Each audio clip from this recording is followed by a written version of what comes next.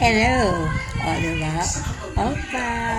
Ito na po yung result ng aking hair color. O, diba? Ang ganda naman pala.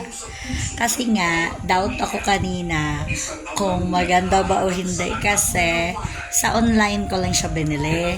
Nakita ko lang to sa isang online na nag-pop up sa aking Facebook. Tapos, nakita ko yung hair ng model. Wow, ang ganda.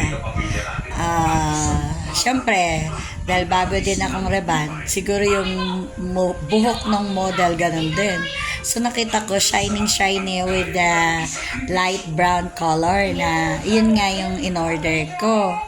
Tapos yun, naisip ko, bigla kong na-click para umorder.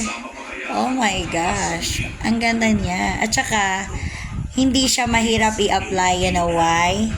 Shampoo siya. Shampoo lang siya, natural shampoo. Ganun-ganun mo lang. Yun yung ginawa ko kanina doon sa nauna kong video. Shampoo lang yun. Tapos, binabad ko siya ng mga at least 40 minutes kasi yun yung nasa instruction.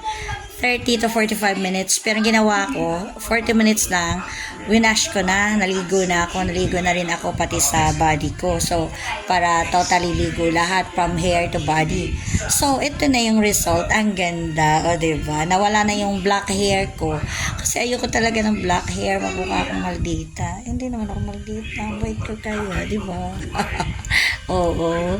Sa mga nag-comment dyan, meron kasing nag-comment minsan, hindi ko matandaan yung name. Pero hello po, sinabi niya ako sa Florida daw. Hindi kaya, kasi dyan sa mga nag-message sa akin sa message request, hindi po kasi talaga ako sumasagot sa message request kasi sa dami-dami niyan. Abutin ako ng 1 linggo walang tulog kung yan ay i-open ko. Kaya hindi talaga ako nag-ano dyan. Kung gusto niyo, kung kayo ay merong gustong sabihin sa akin, sa comment na lang po, sumasagot po ako sa comment. Alam niyo yan. Basta pag nabasa ko, sinasagot ko yan. Pero sa message request, hindi po talaga. Sorry po. Hindi sa suplada ako. Wala po akong time. Marami po akong ginagawa. Lalo po at ako'y nag-aaral. Mas inuuna ko po ang aking lessons. Lalo't magpa-final exam na ako ngayong December sa La Salle University. So ngayon, mas inuuna ko yung pag-aaral ko kaysa magkalikot ng message request.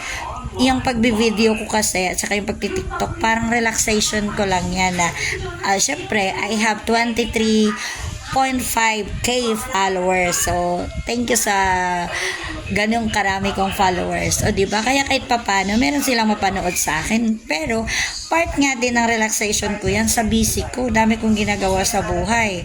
Alangan naman isa-isahin ko pa sabihin. Kaya, kung kayo may gustong sabihin sa akin, kamustahin nyo ko. O, diba? Eh, di dyan sa comment, pag ginabasa ko, sasagutin ko kaagad. Sa message request, wala po talagang time. Sorry, pero syempre, love lang sa buhay. Diba? Love. Bye-bye!